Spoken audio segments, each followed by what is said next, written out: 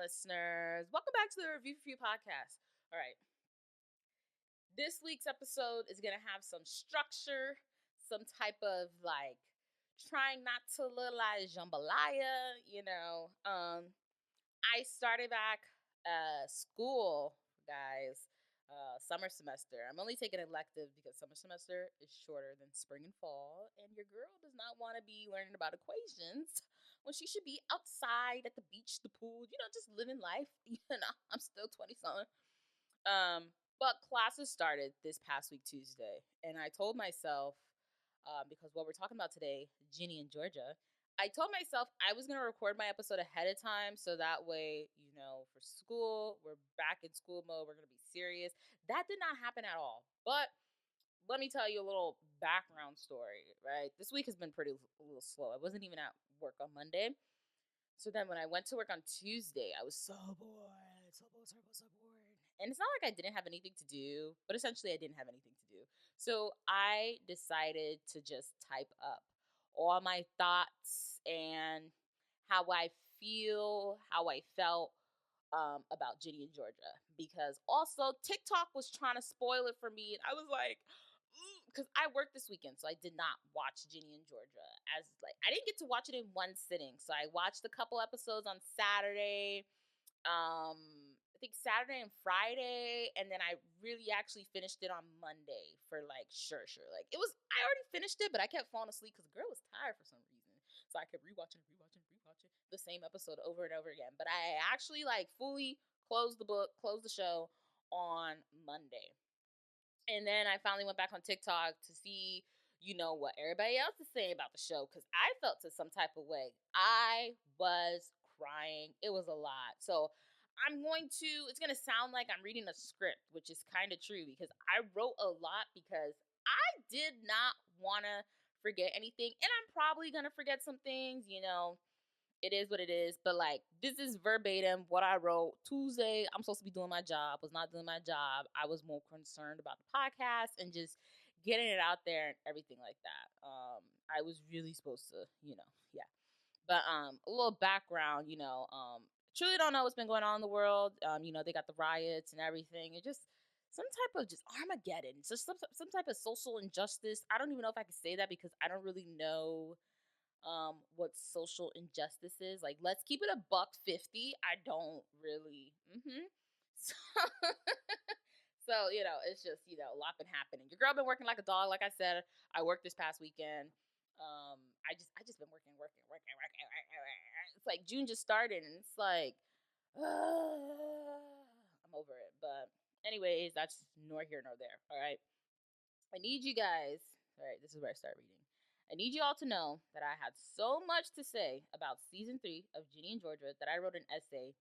I'm not oh, you didn't write. No, guys, I wrote an essay. If I could show you what I'm reading, I wrote an entire essay. Your girl is ready to go back to school.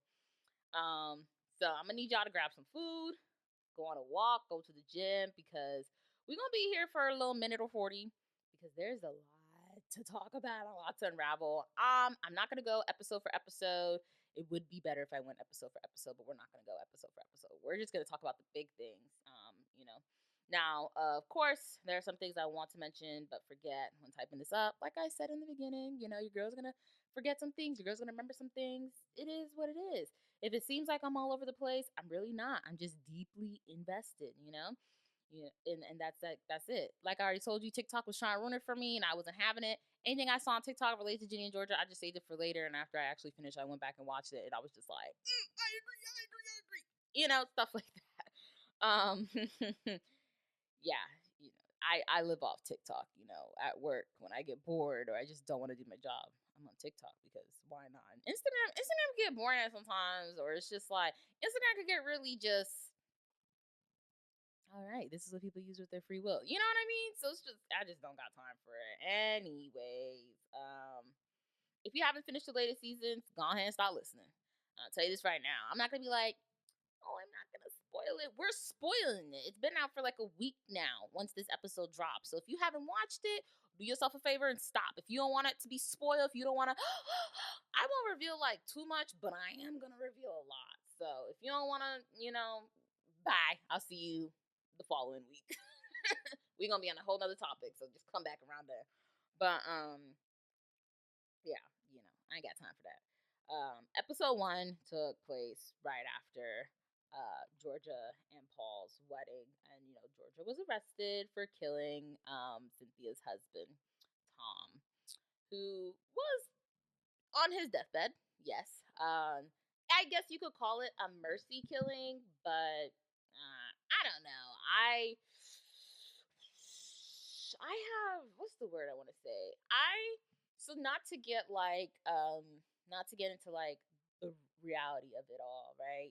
Georgia, you know, did kill him. It was in her mind a mercy kill because it's like he's, barely there. He's holding on to, essentially nothing.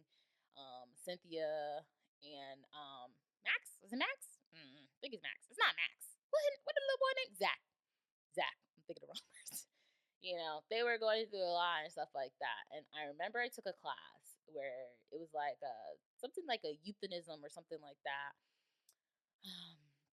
And it was talking about should that be some type of legal practice, like should it be legal to like for somebody to write, if I get to this point, just don't even resuscitate me. It's kind of like a DNR if you really think about it. But say you didn't fall into a part where like, oh, we need to do CPR. Say you still living and breathing, but you're just at the point where like you're not really there. It's written like it's like a mercy killing. It's like some people call it suicide and things like that. And I guess it is a form of suicide and things like that. And I remember in the class, a lot of people were against it. There were very few people who were like, I understand why somebody wouldn't want to live anymore and da da da da da and all these things. And this whole season I was thinking about that and like eventually like in the end, like what happened to Georgia, it was making me think part of me's like she deserves to go to jail because sometimes you need to mind your business. But then another part of me was like, of course, like during this topic in my class, they wanted like a licensed doctor. Like I think in Switzerland, like this is legal. A licensed doctor to be like, just cut the cord, pull the plug before the plug even needs to like, you know what I mean? Before they flatline, let's pull the plug. That's kind of what it is. And so part of me was just like, she's not wrong. And even Ellen in episode one was like, oh, Marcus had a friend who was a little kid who eventually had cancer.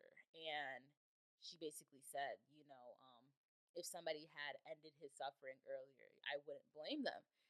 And that's exactly how I think. I feel as if I'm in a hospital and I'm just,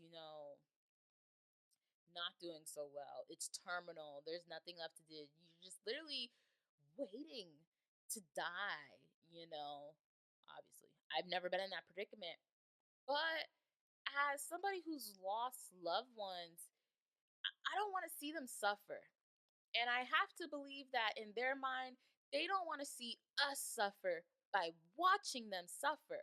And sometimes I think it's easier to have it written down like, hey, if I get to this point, please just, I don't want to live it anymore. Like, that's not okay. It's not right for me or my family. And I want what's best for them. Like, I completely agree with that. So, in the terms of Georgia, killing Tom because she believed she was doing something right by Cynthia, they were somewhat getting close towards the end of season two. She thought she was doing something really nice for Cynthia and Zach.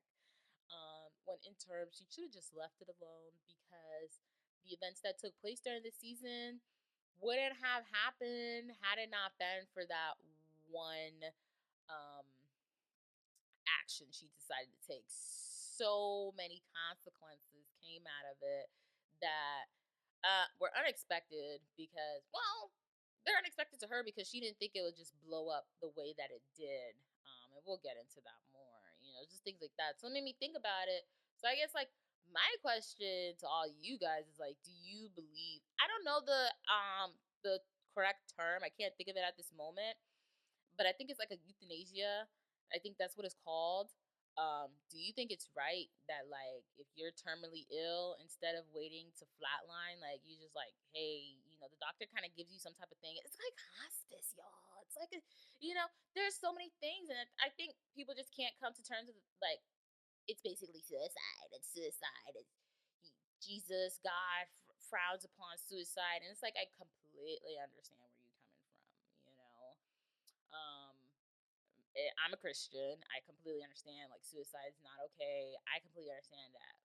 But I don't think it's suicide because when you think of suicide, it's mostly people who are just like, I don't want to live anymore. Life is so hard. I'm gonna kill myself, and things like that.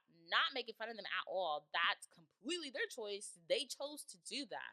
But when you are terminally sick or sick to the point where it's like, I feel like I'm a burden. I am a burden. I don't want to see my family in distress anymore. And you, not anybody else, you, the person who has this disease, this sickness, chooses to willfully end your life in the manner. I feel like you should be allowed to. I don't know. Do you guys agree with me? Like how? Like I think you should. And like I said, when I took this class, I can't remember what it was called. It was ethics. A lot of people were against it. When I took ethics, there were so many topics. Honestly, one day I'm gonna have to go further into it because we were talking about global warming, abortions, just anything social that's happened in these like past decades. We were talking about anything people think is wrong or justifiable. We were talking about. So I definitely think one episode really got to get into it. Have just like a whole big ethics discussion because I didn't realize how different, and I understand people are different, but I didn't realize how different people's standpoints were on life and certain things until I took ethics and we're faced with all these topics and people are like, I don't agree with that. Like, I don't understand it. And I was just like, oh, okay, like if that's what you want to think, then that's them. But anyways, little off topic, not really, because she basically did that for Tom. But anyways, a lot that I saw was about Austin, how he the actor is actually 14 and he's supposed to be playing a 9-year-old boy. He looked like this sweet little kid in season 1 and season 2, and then in season 3, it's like, my God, what are they feeding? Him and Zach look big for their age. So when you see a couple of scenes of them in the classroom, it's like I get held back like 5 grades or something. Like, it don't make no sense. Like a lot of people are talking about it and how he's taller than Ginny and how like they should have did a better job of still making him like look a certain way. And in my head, it's like I understand it was a significant growth spurt, for like he was just like for something and then like cut to the next season, he's like, yeah, I'm like, kids go through puberty, and I feel like kids are definitely taller. Because when I went through puberty, obviously, I'm 5'1". I've been 5'1" since I was in the 8th grade, so that was like 13 years old. So for over 10 years of my life, I've been the same height. But like, people are gonna go through that growth spurt, but that was at 13. So I mean, he's 14. The actor is actually 14. So his name's Diesel, the actor who plays Austin. He's actually 14. So it's like, of course he went through a growth spurt. Like, you want them to play tricks with the camera? Anybody got time for that? Anybody got time for that? I didn't really care about it. I didn't pay too much to it. It was like, it is what it is for me. The hate for Ginny is always so strong, but I did like her a little bit more this season. I've never hated on her or bashed on her the way people be doing her. But there were some things where I was just like, see, there you go. I know I couldn't be friends with somebody like Ginny if I was in high school, or just in life. um, I don't think she should have done what she did at the end. Um, I understand family, yada yada yada. Like I said, I'm gonna spoil it, but not too much.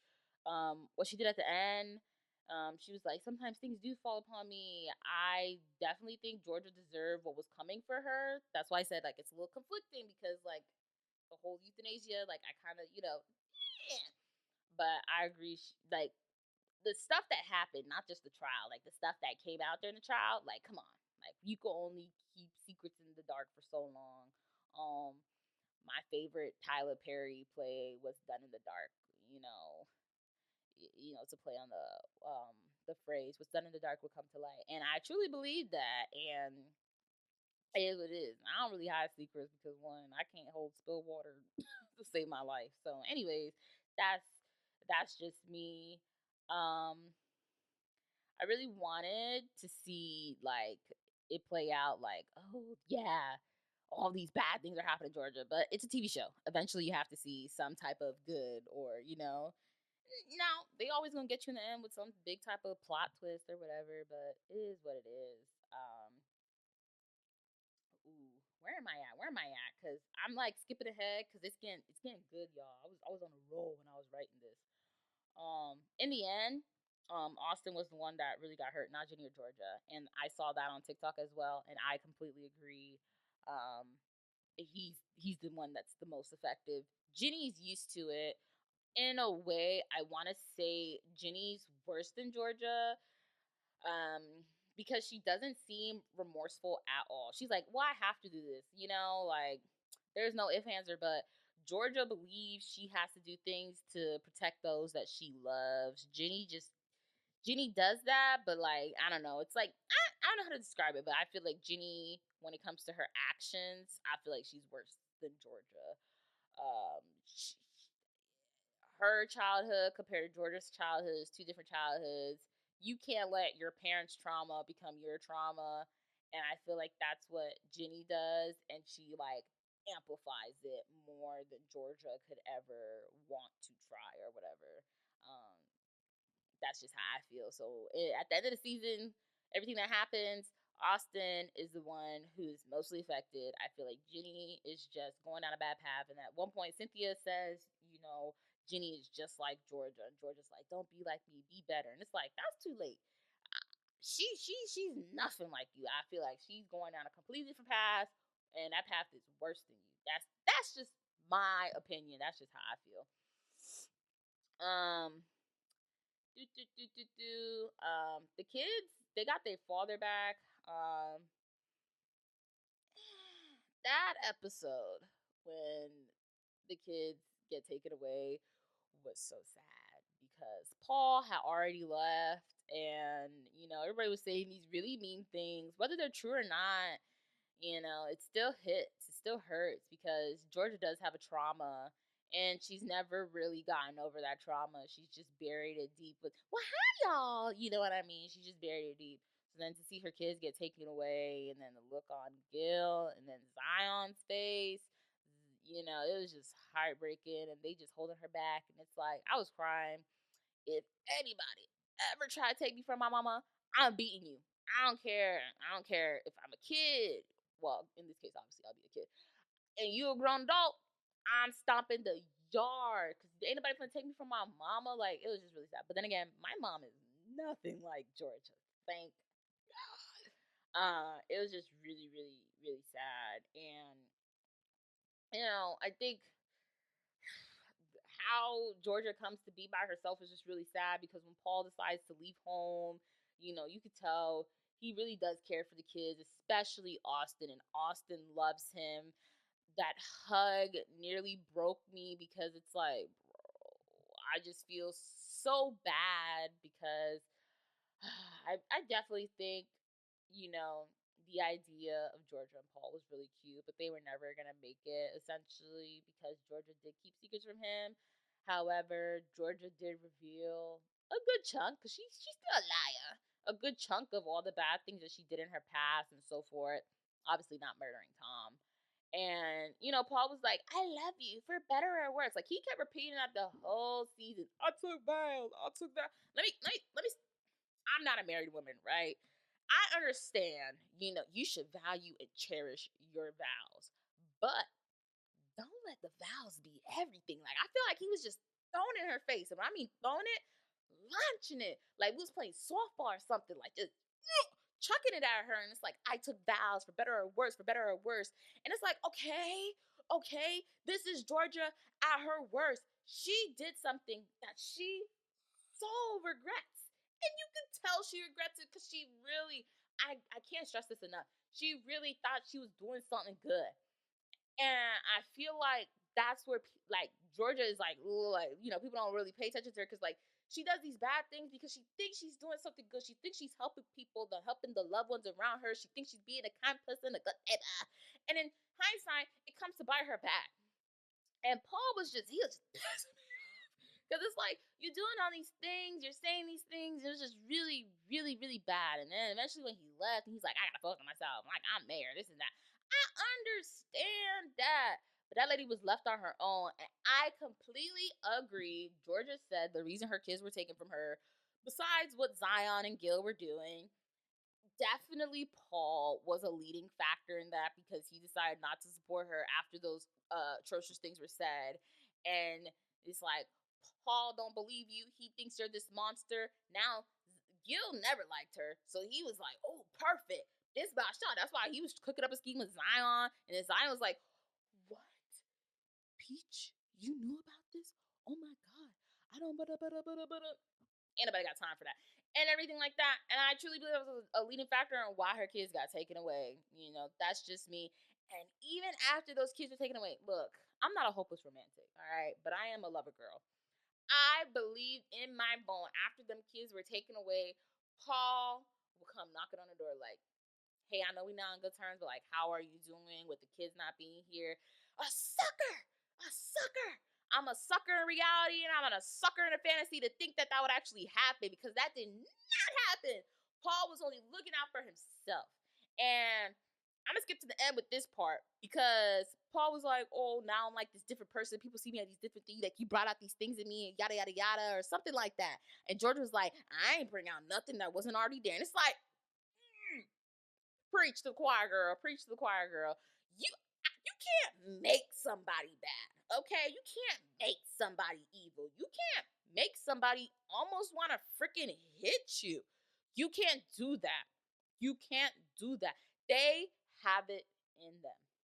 And I understand certain actions, certain things might bring it out of people, but and maybe it's me being a woman. I don't think Georgia did anything bad besides lying about being pregnant to have Paul treat her in such a way. Like it deteriorated so fast. And in my head, in the back of my mind, I was like, why did you ever marry her? That scene where he's yelling to her about like, you lied about being pregnant, you lied about this, you lied about that, and he bangs, like he almost like hit her, but he like hit the cabinet or whatever, and she's like standing there, clearly just riddled with just like anxiety, having a panic attack because it's like she was abused. She's had this trauma for so long, and for you to like kind of like take her back to that moment of vulnerability, it's like, bro, no, no, no. I have never been abused physically, right? Nobody's ever put their hands on me because I will drop kick somebody, all right? If there's one thing I could do, is stand my ground. Yeah, you know what I mean? That's just, thank God I can. Thank God I can. Now, I've experienced emotional abuse, but never actual physical abuse. And I felt so bad for Georgia in that moment because when you're having a panic attack, brother, I think the worst thing about, I haven't had a panic attack in years, but I feel like the worst thing about a panic attack is that you literally feel helpless. You don't know what to do. It's just like you're just trying to control your breathing, but you're not controlling your breathing. You're trying to focus on something, but you can't focus. Your mind is going a mile a second, and it's just the worst thing ever. I've never had like an anxiety attack, but I've had a panic attack, and I just think it's the worst thing ever. And I felt so bad for Georgia in the moment, and I was crying. Honestly, I was crying for Georgia, and I was crying for Paul because Paul did love that woman. However, he didn't know how to handle everything that was going on. He went about it so bad, so awful. It was just the worst thing ever, and it just completely broke my heart. Georgia is used to doing things a certain way. As much as she wants to change, she's used to doing things a certain way. And as much as Paul's used to doing things a certain way, he can't change. But in a sense, he really kind of did. And it sucks. It really sucks because I think it was like somewhat cute. The wedding wasn't that pretty. Let's keep it above 50. Like I didn't really like the outfits. Like I didn't really like the outfits. That's just me. Um, definitely think the downfall of Georgia and Paul was the fact that Paul couldn't set his pride aside. Like, I'm a man. You know that man. You know that man. Ladies and gentlemen, you know a man or a man like that who cannot set their pride aside. And I definitely think that person is Paul. Georgia, she played a part in it. Come on, I'm not delusional now. The D don't stand for delusional, my middle name, okay? She definitely played a part in it as well, the lies and all that stuff, and just really not trusting him. It's like, if you can't trust him, why did you marry him? And it's like, oh, I'm beginning to trust you. Like, come on now. This is what happens when people be so quick to rush relationships. You see me, whenever I get married, We better be together for like a good 2, 3, maybe years. Then I'll marry you. If I don't, but then again, if I don't trust you, I feel like I'm not, we not seeing eye to eye, honey, we're not gonna make it to a year. We probably won't even make it to the 6 month mark. Like, anybody got time for that? That's why there's a 3 month rule for a reason. People who choose to be in relationships where it's like, I'm gonna keep, I'm gonna keep, I'm gonna keep, and it's like you're just setting yourself up for failure. Okay, that's truthfully what you're doing. Call me what you want, but you're just setting yourself up for failure. I learned from my past and from those around me. Why do I want to be in a relationship, whether it's romantic or friendship, with somebody that keeps doing me wrong time and time again? Come on now. Like, you're not gonna, like, come on now. You can't. Let me stop for I just, like, my legs already shaking. I'm like, getting, I'm annoyed. I'm annoyed. So I'm just gonna move on. Like, you just can't, do with that. And I was just like, it's whatever. Anyways, next, Ellen. Can we get into Ellen? I love Ellen. First of all, I just love the Baker household in general. They're just so funny. Ellen honestly is a really good friend. There was some like hate on her on TikTok, and it's like, I'm sorry. Are you seeing this correctly? Let me tell you something. All right, these eyes are 8 months old, about to be 9 months old. They see everything crystal clear. Matter of fact, crystal clear. Okay, they rich like that. Ain't nothing wrong with Ellen. Like, I really feel like she was a really good friend. She wanted to be there so bad, and she was. But at the same time, she was confused and conflicted because she loves Georgia too. I could see it. And like I said early on, like in episode 1, she was like, I could understand why somebody would want to like end that person's suffering. Like, and I completely agree. And she was there for Georgia. Obviously, as things got worse, she distanced herself, but so did everybody. Everybody's like, Joe never did it. Yes, I understand, but Joe snuck in. Like, he was coming late at night. You know what I mean? I'm just saying, like, everybody, in a way, turned their back because when Kaka hits the fan, you gotta look out for numero uno. Okay, I'm just saying, and that's what everybody was doing. So when I saw people on TikTok were like, Ellen didn't really want to be, she along with Joe visited Georgia when she was in jail. She, along with Joe, visited Georgia at her house. So don't say she, you know what I mean? Keep it gone somewhere. All this Ellen hate. Like, come on now. Don't even do it. Mind you, Ellen had a lot going on this season as well. She was dealing with Marcus and his depression and essentially alcoholism. And it felt so bad when Georgia saw all the bottles in the garage that Marcus had been drinking. And Max, oh my God, I have so much to say about Max, guys. You don't even know. And Max is like really trying to help her. I don't have a twin, you know what I mean? And that's her twin. What I've learned, because my mom's a twin, like, twins relationship is different from a normal sibling. So like, my mom's relationship with her twin is different from the relationship she has with her other sisters. And I can understand that. I can understand that. Like, y'all share the woo. Y'all literally been in it since day one. This ain't no 5-year age gap sibling. This is my roommate. And Max was really trying to help him, and Marcus was really on a downfall. I liked how, even though he was spiraling, he was still there for Ginny. I think he only had one bad moment where, he said he didn't love her.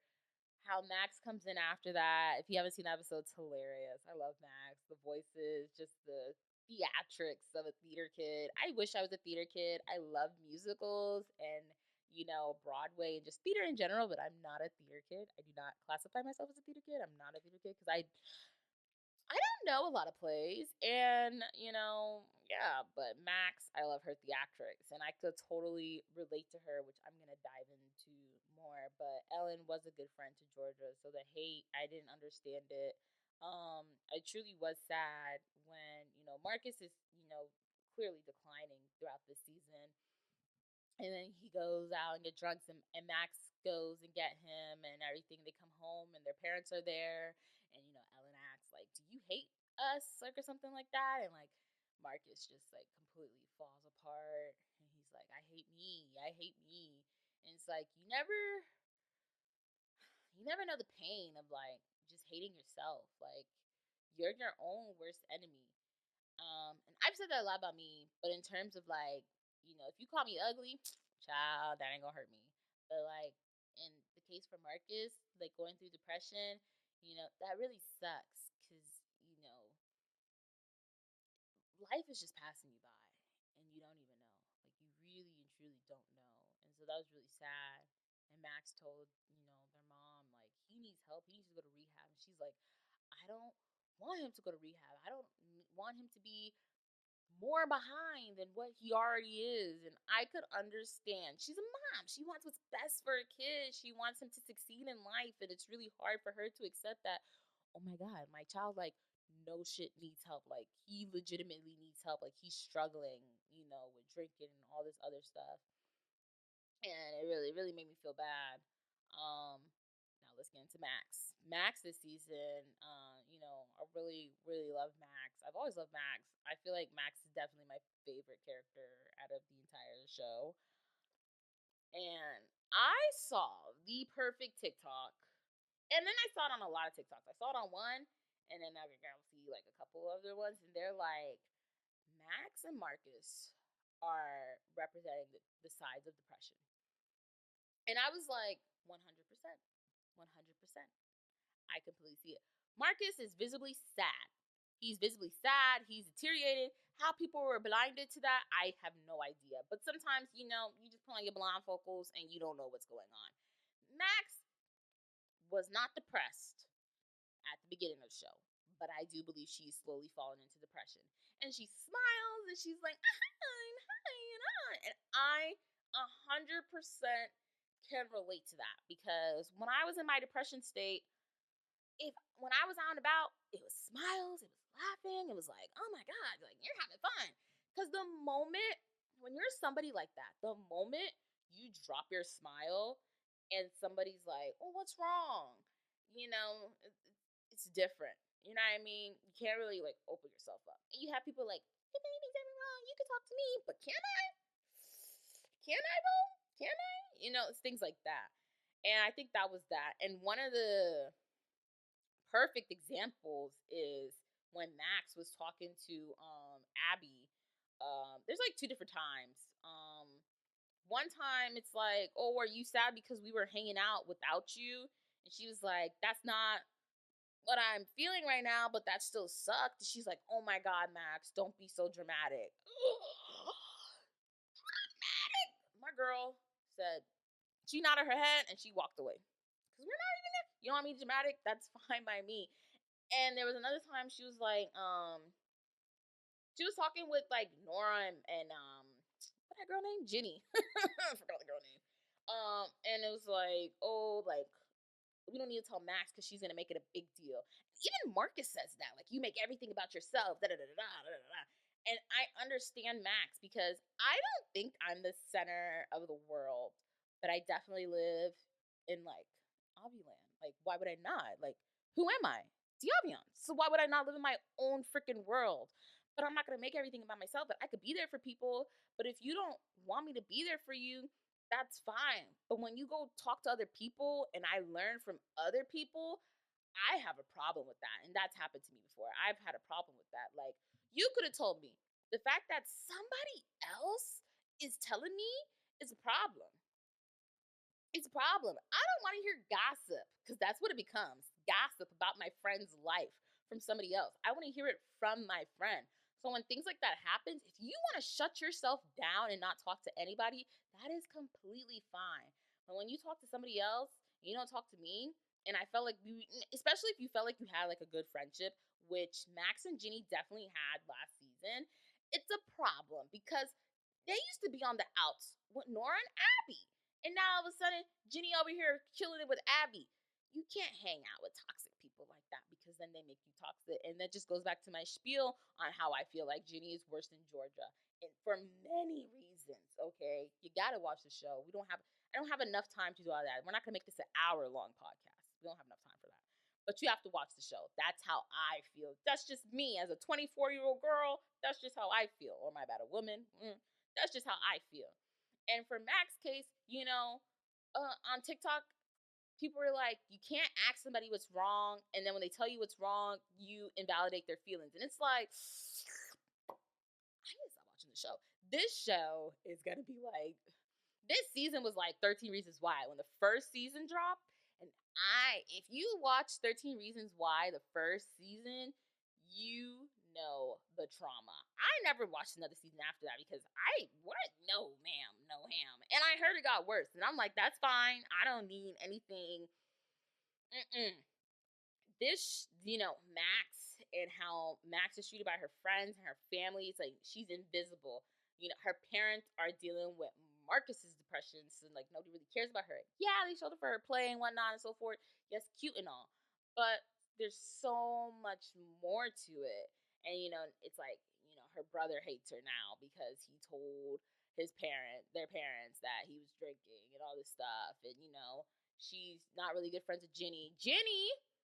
When Max went to go get Marcus when he was, a little tipsy off that liquor, and she had a talk with Ginny. Ginny has said something along the lines as like, "Oh, we just drifted apart," something like that, something really bitchy. And when Marcus was like, "Oh, I'm not gonna graduate," da da da da, because he's getting held back, because he didn't have like good enough grades, to go to the next grade level. And Max is trying to like get him out of here, and Ginny's like, "Do you need help?" Like da da da da, and like Max retaliates with the exact same thing she said, like, "Oh, I think we just drifted apart," or something like that, because that's what Ginny has said to Max, and I completely agree. And I feel like I don't know, Mang never liked it. First of all, that's a weird name. I never liked it, and I could relate to Max in terms of when it comes to like I don't know. I don't think she's extra. But then again, I don't think I'm extra, but I understand how like I just think when you have an outgoing personality and the moment you're sad or you feel an ounce of depression or I'm just down bad, it's like you can't have bad days because it's like, oh, what's wrong? Like if you can't, you know what I mean? It's like you can't have bad days. And I remember when I went through like my little depression episode, it felt like I couldn't have bad days. I couldn't have bad days. I couldn't have bad days. I couldn't have bad days. It's like, I gotta be there for my friends. I gotta be there for my family. And eventually I learned, you gotta learn to take care of yourself. You really, really do gotta learn to take care of yourself. And a lot of people are like, oh, I think Max is gonna commit next season. And I really hope she doesn't. I think suicide in general just makes me really sad. Because it's like you felt like you weren't worthy enough to be on this earth, and you decided to take your life before your time. And I think that's really sad. I believe like everybody times come for a reason. When it's time for you to be called home, you'll go home. But when you accelerate that process, I just feel like it's really sad because there's a lot of hurt left behind, and there's a lot of I wish I could have done better for that person. It's like don't make it about you. Just slap in the face. Just throw it back at them. People love calling other people dramatic and all that stuff. You just throw it right back at them. So I really felt bad for Max this season, and I really do hope next season it doesn't take a turn for the worse. But this season was excellent. Okay, so who knows what next season is gonna be like, and who knows when we'll get it. I heard people say 2027. It's like 2027. Nobody got time for that. When I think of that, I think of like Young Miami Incursions, like 2020 something, bitch, we twinning, something like that. I don't know, really ghetto. Anyways, let me stop because I'm not ghetto. I definitely skipped over a whole big part because I, immediately jumped into that. Oh, another part before I really like close out that whole part. When it comes to Ginny, Max, Nora, and Abby is toxic. She's on its downfall. I never really liked her. I never really cared for her. My parents are getting more. I don't know what it's like to have divorced parents, but like when my friends' parents split, if their parents were together, they ain't drop off the face of the earth the way she did and all that stuff, and enable bad habits. She is a bad habit. Like she's making herself throw up. She's drinking with Marcus, and like obviously Marcus needs help, but she's so caught up in herself. Just those types of things. Ginny, we already talked about. The show is about Ginny, so I'm not gonna talk anymore about it. But things like that. Nora, I don't like Nora. Nora was quick to switch it up, and people are like, Nora's mom is friends with Cynthia, and plus Nora babysits Zach, and it's like, got it. But it was Georgia's mom. I mean, Georgia's mom. It was Ginny's mom who did something, not actually Ginny. So, like, why are you like, you know what I mean? Like, I can understand if you feel some type of way about Georgia, but like, why do you gotta loop Ginny in? I get it. That's her mom. She's her daughter. Whatever. Yada yada yada. But it was like, girl, don't nobody got time for that. And she was Two Face. We won't deal with Two Faces around here. The only Two Face we deal with is literal Two Face from the DC universe. You ain't got time for that. Okay? If your name ain't Harvey Dent, we don't need no Two Face person around here. And Nora is definitely Two Face. Don't like it at all. Press is weird. I don't like him at all. Who else in the friend group? The one she was dating, he dates Padma now. They're so cute together. I really love them. They're actually like couples now. Like I would, if I was in high school, I'd be like, you guys could be voted like the cutest couple or like homecoming couple or something like that. But you know, that's just how I feel about that. Zion. Let's get into that, right? A lot of people were like, why do people view Zion as a good dad? And I was like, where them people at? I never viewed Zion as a good dad. He was just a pop up. He's a pop up dad. He's a pop up dad. Like, come on now, just pop up, pop up, things like that. He didn't start taking, Ginny's life serious until they moved to Wellsbury. Now he's been there and whatnot and so forth. And then when all these things come out about Georgia and her first husband and what she's done, and he's like, "What? I I didn't know. I had no idea." And Ginny was like, "You can't be a dad now because you hear all these bad things about mom." And now all of a sudden you think mom's the worst, but when it was actually happened, like, where were you? You were jetting across the world, being a freelancer, not even making a damn money for nobody. Like, you weren't making money for yourself, let alone for me. Now all of a sudden you care because mom's on trial. They're saying all these atrocious things about her. Now all of a sudden you wanna play dad. You want to play dad for a 15-year-old, 16-year-old, however old she is. I think she's 16. It's like ridiculous. When you see the flashbacks, it's like, but you really weren't a provider. You weren't a dad. You weren't a father. Um, None of that stuff. And I understand Georgia loves Zion, not as much anymore, but it was a lot, and I completely agree. And in my head, it's like, I don't know why somebody would see him as a good father. Because you think he's good looking? He ain't even good looking. I don't think Zion's actually really attractive. That's just my prerogative. Um, it's just a lot to unpack there. No, it's not. Let me stop lying. It's not a lot to unpack. He's not a good dad. His mom enables him. His mom was okay when they were younger with providing him everything. Like, he wasn't an adult now. Like, you know what I mean? Like, that's the point when you need to tell your son, hey, son, you need to take care of your family. I don't care if you and Georgia aren't together. You need to take care of Ginny. You need to provide for Ginny. He didn't do anything for Ginny. You know what I mean? Georgia did do all these bad things and then some. But like I said, and Ben saying she was doing these things because she thought she was doing something else right. She thought she was looking out for her family. She thought she was protecting them. She thought she was helping them, keeping them safe, and all these other things. She thought she was thought. She thought. She thought. She thought. She thought. She thought. So I didn't think a damn thing. He didn't think of a damn thing. He was doing all these freelance jobs. Like, I really like taking photos. Then when his career started taking off, eons later, he wants to. It's just things like that. And coming back to the whole thing of Georgia getting her kids taken away, you got Gil telling you these things, and then you got these things in the media about Georgia, and the media was ruthless to Georgia. I don't care that she killed Tom. They were ruthless.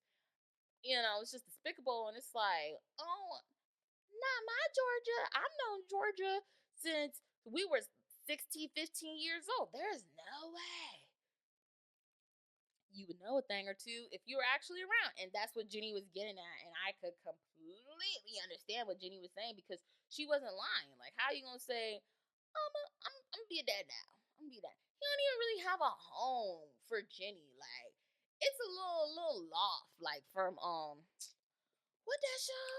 Oh my God. I can't think of the show. But it's like from one of them little, like, early 2090s kind of show. And it's just like, all in one and all. No, anyways, let me stop dwelling on it. It's just things like that, and it's like, you're not really a good dad. So I don't know what you want people to tell you. It's just things like that. Um, let's wrap it up, guys. This whole season 3 of Ginny and Georgia, It's streaming on Netflix now.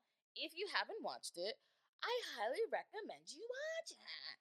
If you haven't watched season 1 and season 2, go ahead and back it up and watch those seasons before you watch season 3, because it just progressively gets more delightful. And so it's a lot. It's a lot, guys. Netflix, Tyler Perry dropped Straw. I haven't watched it yet, but we'll talk about it next. I don't know if I'm ready for it. I've gotten a little spoilers from TikTok. I don't know if I'm ready for it.